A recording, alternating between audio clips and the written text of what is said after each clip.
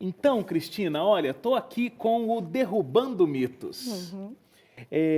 Deixa eu mostrar aqui, olha, para você que está em casa, esse aqui é o livro da Cristina, o Derrubando Mitos, que fala bastante da Bíblia e sobre essa especialidade, né, que você traz da arqueologia.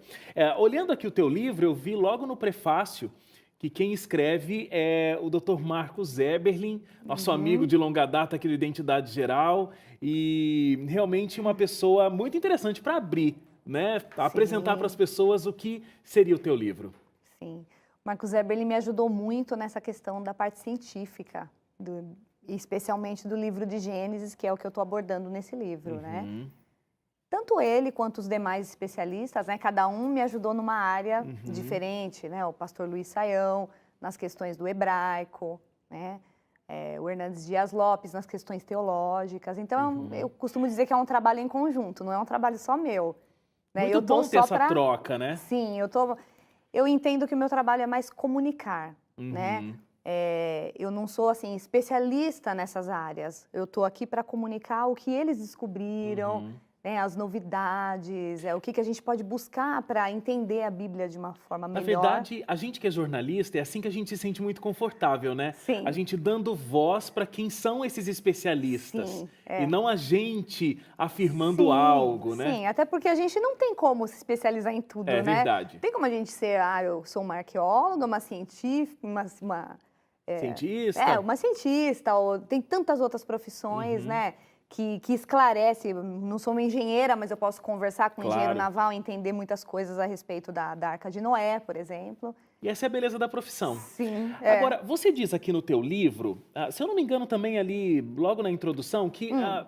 um objetivo que você tinha em estudar a Bíblia era tentar entender ou tentar até sentir qual era essa transformação que as pessoas sempre diziam que sofriam ao entrar em contato com a Bíblia. sim. E aí, qual foi a transformação que você sentiu? Várias, né? E realmente essa transformação ela é muito É verdadeira. real. É real, Acontece. totalmente, né? Tudo que você pensa em relação à igreja, quando a gente está do lado de fora, é totalmente diferente quando você está no contexto bíblico, quando você entra em contato com a palavra e quando você entende. O que Uhum, que acontece? Você está lendo a Bíblia, você não entende, você ouve a explicação de uma pessoa de fora e não é bem aquilo que você pensava. Muita gente se afasta da Bíblia por causa disso, mas se uhum. você mergulhar na Bíblia, nesse ensinamento e buscar as informações, buscar as suas dúvidas, acho que o ingrediente é a curiosidade, né? Que é típico da gente, né? Do, É. do jornalismo. É a curiosidade que me levou a essa transformação. Não basta só ler. Eu tenho que ler, eu tenho que entender, aí sim eu sinto a transformação. Então, eu É senti muito, impressionante. sim. E você fala aqui de que você então queria derrubar alguns mitos, inclusive por isso o título do livro. Eu achei interessante porque você fala, né, que esse termo mito, ele é usado, né, desde a Grécia Antiga, Sim. mas hoje ele é até um pouco banalizado, né? Uhum, sim. Então, quais foram os mitos que você se preocupou em derrubar e a pessoa vai encontrar aqui nesse livro? Vou, assim, dar vários exemplos, né? Porque são muitos, a gente não pode mergulhar muito só em alguns. Dos mitos sociais, que eu sempre falo, eu acho interessante, que é a questão dos 10% do cérebro, e a gente usa o nosso cérebro em sua totalidade, e a própria Bíblia sustenta essa ideia, porque nós temos a mente de Cristo. Esse é um deles. E outras questões que tudo que as pessoas leem e acham estranho na Bíblia, quando você fala da Arca de Noé, quando você fala da abertura do Mar Vermelho, tudo parece fantasioso, não é? Parece que é só uma história realmente e um Isso, romance. as pessoas recontam e transformam isso em mito. Então não é verdade, tá vendo? A Bíblia é um livro de Uhum, fantasias. Então, me aprofundando nesses assuntos é que eu chamo de derrubar o mito. Vamos uhum. entender o que houve. Existem provas arqueológicas, existem provas científicas, tem gente importante falando sobre isso. Vamos dar um pouco de atenção. Vamos unir todos esses especialistas para falar sobre o mesmo assunto, para ver qual é a novidade que eles têm. o que a gente está deixando de dar atenção, por que a gente não está entendendo. Uhum. Então, na verdade, meu trabalho é esse, é unir todos esses especialistas e, como você disse, dar voz a eles num único trabalho. Tem um mito que você trata aqui que é muito interessante, sempre rende, que é a história dos dinossauros, né? Todo mundo fala disso. A Bíblia não diz dinossauro, esse Não nome diz. não tá na Bíblia. Não. Mas você mostra pistas de que esses animais, eles realmente existiram. Sim, o Bemoute e o Leviatã. Então, quando você lê sobre eles na Bíblia, você vê que eles têm muitas características do que hoje chamam de dinossauro. Tamanho, a força, a forma como Deus descreve, lembra muito, não podemos afirmar, aqui ó, esse aqui é o dinossauro, tá vendo? Se chamava Bemoute, não é isso. Mas tem todas as características, inclusive pelos fósseis. Então, não tem como não falar que a Bíblia não fala sobre eles, fala sobre monstros marinhos. É verdade. Né, os animais gigantes. Então, eu acredito sim que essas duas citações bíblicas têm a ver com o que chamamos de dinossauro hoje. E aí também existem as teorias de por que esses animais não estão mais hoje aqui, né? Sim. Então existe teoria de que de repente foi uma grande chuva de meteoros que acabou levando esses animais à extinção, erupção vulcânica, o que na minha cabeça é um pouco estranho, porque aí por que só os dinossauros é que foram atingidos por esses fenômenos naturais, né? Sim. E não outros animais de pequeno porte ou até de grande porte, como um elefante, a girafa, enfim. Sim. Mas eles teriam sido extintos nesse período. E você traz uma contraproposta no livro. Sim, se tivesse ocorrido dessa forma, como teria formado os fósseis? Tudo nos leva a crer que o evento foi um dilúvio. Um dilúvio, porque senão não haveria como encontrá-los. Você tocou no assunto dos fósseis, e aí você trouxe uma informação que é muito interessante, e nem todo mundo sabe disso, né? Que a gente precisa, então, de água e lama para que o fóssil consiga ficar ali, conservado, digamos assim, né? E aí existe aquele teste que mede a idade do fóssil. E não só do fóssil, né? Mas a idade de pedras e esse tipo de coisa, que é o carbono 14. Isso. E você também desmistifica algumas coisas sobre o carbono 14 aqui no livro. Só falando, a gente está falando muito aqui sobre o livro, gente, tem que ler o livro, viu? A gente está dando aqui pinceladas, né? Cristina, não dá para a gente contar todo o livro e nem a nossa intenção, é só dar um gostinho para o pessoal ter a vontade de ler. Mas você fala também, e como eu disse, desmistifica algumas questões do carbono 14. Sim. O Marcus Eberlin é que eu ouvi pela primeira vez através do Marcus Eberlin, falando que o carbono 14 também sofreu alteração com o dilúvio. Então, ele já deixou de ser confiável. O tempo que se consegue através dessa pesquisa já não é o correto. Por isso que aqui eles chegam a 300 milhões de anos, 20 milhões, 65 milhões. É muito tempo. Mas tudo indica que o carbono 14 foi alterado também, então ele já não é mais confiável. Bom, falando sobre confiabilidade, tem muitas coisas que estão na Bíblia que são uma questão de fé. Né? A gente, por exemplo, como é que a gente vai conseguir provar cientificamente que a Terra foi criada em 7 dias, pelo comando da voz de Deus? Né? Agora, outras coisas, existem evidências de que realmente aconteceram, como estão relatadas na Bíblia, evidências científicas, de fato, e não a Bíblia realmente ela é toda um conto fantasioso, como a gente está conversando aqui. E o dilúvio é uma dessas partes, né? Você estava citando aqui o carbono 14, a fossilização dos animais. Esses são elementos que podem dar uma pista, né? Sim. Os fósseis de peixes em cima das montanhas é outro exemplo. Eu acho que é uma das provas mais interessantes. Como é que eles foram parar ali?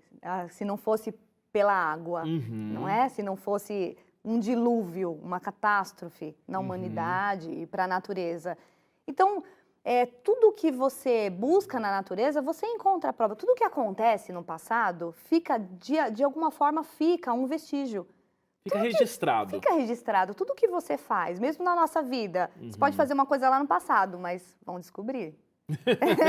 É o que acontece. Sempre sobra um rastro, né? Sempre, sempre. E é justamente isso que é interessante. Esses especialistas, eles vão atrás desses rastros, dessas evidências, e muitas vezes eles estão divulgando no meio deles. No meio científico, eles estão falando sobre esse assunto, no meio arqueológico estão falando, mas o interessante é você reunir tudo isso e Claro. entender que estão falando da mesma coisa. E é muito interessante porque a gente falar de Bíblia, bom, você até fala isso no teu livro, mas é o livro mais vendido que a gente tem na história Sim. Da literatura mundial, Sim. né? Desde quando a prensa foi inventada, lá no século XV, e aí a Bíblia começou, né, a ser produzida em grande escala, você traz um número que são 6 bilhões de impressões distribuídas já da Bíblia. É um livro tão consumido, mas ao mesmo tempo que ele tem uma dificuldade enorme para que as pessoas consigam interpretá-lo, estudá-lo de forma profunda, de forma realmente inteligente, né? Tem os dois lados, né? Eu acho que tem um lado da Bíblia que, se você lê com o coração, com a alma, com o espírito, você vai ver que ela é muito simples. E aí você vai se deparar com uma situação de que nós somos tão livres para ler a Bíblia. A gente tem ela em casa, você pode ter meia dúzia de Bíblia, de capas de cores diferentes, modelos, idiomas versões, diferentes, o que você quiser. Eu acho que a gente acaba complicando. Existe esse lado também.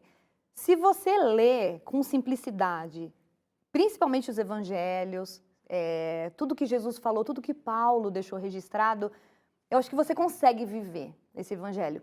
Se você enxergar a teologia de uma maneira mundial, universal, hoje você vai ver que tem pessoas que não têm acesso à Bíblia, não podem, porque é proibido no país onde elas vivem, porque o islamismo prevalece.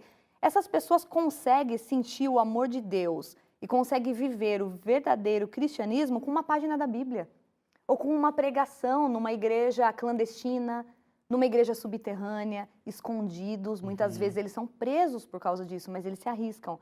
Então, você vê que na dificuldade, por que a interpretação da Bíblia se torna tão mais fácil e a gente, com essa facilidade, complica tanto? Então, a gente mistura tudo. Aí entra a evolução, criação, design inteligente, aí tem o extremismo, né? Às vezes de ambos os lados, quem está certo, eu estou certo, e aí entra os cientistas com aquela questão de que o criacionismo não está certo, os darwinistas é quem estão. Eu acho que essa facilidade faz com que as pessoas compliquem o entendimento bíblico. Não é tão difícil assim. Não precisa ser jornalista, ligada à associação dos jornalistas investigativos para poder entender a Bíblia, de né? jeito nenhum. É uma coisa muito mais simples. Então, eu acho que falta uma sensibilidade da parte das pessoas, interesse. Porque eu acho que está todo mundo envolvido nessa correria do dia a dia, é tanta informação, é tanta novidade, é tanta dor de cabeça, tanto problema ao mesmo tempo, é a situação do país, as pessoas misturam tudo. Mas a própria palavra fala, buscai primeiro o reino dos céus e as demais coisas serão acrescentadas. É que a gente não faz isso. Se a gente buscar primeiro a palavra e procurar alimentar o nosso espírito, eu acho que tudo vai fluir. Mas, infelizmente, não é assim que se vive na nossa sociedade, né? É verdade. Agora, também é importante saber fazer uma leitura contextualizada da Bíblia, né? Sim. É simples, tem tudo isso que você estava dizendo, mas embora seja uma mensagem extremamente atual, algumas coisas foram escritas dentro de uma cultura específica, dentro de um contexto dado. Sim. Né? E isso é muito importante que a gente entenda. Sim. Eu acho que a gente precisa ler a Bíblia e se transportar para aquele tempo. Exatamente. Como e aí que que está a eles viviam? beleza disso, Exatamente. né? Como é que eles viviam? Por que eles estão falando dessa forma? Era cultura? Então tá, estamos falando agora do povo judeu. Como vive o povo judeu até hoje? Porque eles preservaram essa cultura até os nossos dias. Então, não é tão difícil entender. Você encontra um monte de livro falando sobre judaísmo. Se você entra na internet, então, você não precisa nem se dar ao trabalho de... Hoje em dia está muito simples, né? Muito simples. Você digita lá, você consegue entender um pouquinho da cultura deles, aí você vai entender o porquê eles agiam dessa forma. Uhum. Coisas estranhas para nós, era super comum para eles, né? Eles preservavam muito mais os costumes, eles respeitavam muito mais, né? A nossa cultura já é meio banalizada, então é difícil entender. A gente acha muito distante, Deus, né? como que eles agiam dessa forma? Que estranho. Mas é porque nós não entendemos, nós não vivemos assim. É muito diferente. Muito. Mas olha, Cristina, parabéns pela pesquisa, pela profundidade em que você mergulhou aí na Bíblia e trouxe pra gente esses mitos quebrados. Eu espero que a tua investigação pela Bíblia continue, porque, né, ela sempre tem muita coisa a dizer para todos nós. Tem. Inclusive o Michelson Borges, meu amigo, mandou um abraço para você, porque bom. vocês estão trocando, ele também. Muito, ele tá trocando umas figurinhas muito, boas aí, né? Muito. Inclusive o livro, na segunda edição, vai crescer bastante. O Michelson tem me ajudado muito nesse sentido. Ele já tem um trabalho de longa data, é um trabalho maravilhoso, então tem me ajudado bastante. Agradece ele, manda um abraço para ele também. Legal. Muito obrigado, viu, Cristina? Eu que agradeço. Por favor, volte mais vezes. Volto sim, tá bom. Muito obrigado, Obrigada. um prazer muito grande ter te Prazer conhecido. foi meu.